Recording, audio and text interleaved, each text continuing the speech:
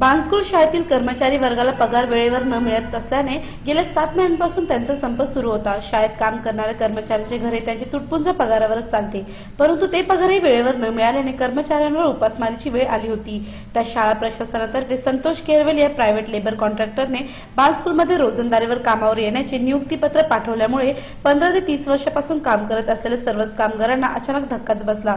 आता आपली नोकरी राहिली नाही आणि यापुढे आपलं कुटुंब कसं चालेल या गोष्टीची धास्ती घेऊन 21 सप्टेंबरला शाळेतील कर्मचारी चिन्नप्पा धर्मामंत्री यांनी या शाळेतील गेटसमोर झाडास दोरी बांधून गळफास घेऊन आत्महत्या केली। या घटनेला 15 दिवस होऊन देखील शाळा प्रशासनाने काही ठोस पाऊल उचलले नाही आणि आम्ही कर्मचाऱ्यांवर अद्यापही उपासमारीची वेळ कायम आहे। शिवाय आमच्याबद्दल कर्मचारी चिन्नप्पा मंत्री यांना देखील न्याय मिळाला नाही।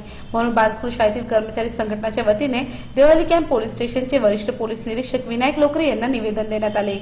शाळा प्रशासनाच्या चुकीमुळे आमच्याबद्दल कर्मचारी चिन्नप्पा मंत्री यांनी आत्महत्या केली असून शाळा प्रशासनावर कडक कारवाई करण्यात यावी आणि सर्व कर्मचाऱ्यांचे प्रश्न मार्गी लावून त्यांना कामावर घेण्यात यावे यासाठी आम्ही देवळी कॅम्पचे वरिष्ठ पोलीस निरीक्षक विनायक लोकरे यांना निवेदन दिले आहे, अशी माहिती कर्मचारी संघटनेचे अध्यक्ष मोहन टाक यांनी दिली। आणि 15 दिवस या गोष्टी झालेले आहे। आमचा जो चिन्नप्पा मंत्री तो मेलेला आहे, त्यांना अजूनपर्यंत काय न्याय भेटलेला नाही, कामगारांना काही न्याय भेटलेला नाही आहे। तरी पण आम्ही प्रयत्न करतोय आणि आज 15 दिवस झालेले आम्ही पोलीस स्टेशनला निवेदन देतोय। जर आमचं 13 तारीखचं आम्ही निवेदन देतोय, शाळा बंद करायचं निवेदन दिलेले आणि जर त्यांनी आमचं जर ऐकलं नाही तर आम्ही तरी पण आश्वासन करतोय का लवकरात लवकर शाळेवाल्यांनी प्रशासनाने आणि आमचे जे पाठीमागे आमदार खासदार आहे त्यांनी आम्हाला तडजोड लवकरात लवकर करून देतील हे आम्ही सर्व कामगार यांच्याबरोबर अपेक्षा करतोय। पहिले प्रिन्सिपल ज्युनियर लूक म्हणत होता तर माझ्या हातामध्ये काय नाही आहे, बोर्ड मेंबरच्या हातामध्ये आहे।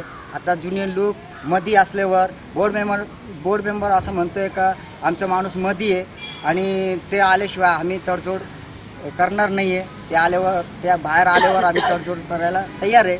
तर म्हणजे तो जो माणूस मध्ये आहे जर त्याला लवकरात लवकर बेल भेटली नाही 2 महिने 3 महिन्यानंतर तर आम्ही परत आमची उपासमारी भरपूर चालू आहे। कामगारांना पगार नाही आहे आणि अशी वेळ आलेली आहे। अजून 3 महिने जर बेल झाली नाही तर मग गरीब कामगार कुठे जायचं, कोणाकडे जायचे हे आम्हाला लई दुःख वाटू राहिलं।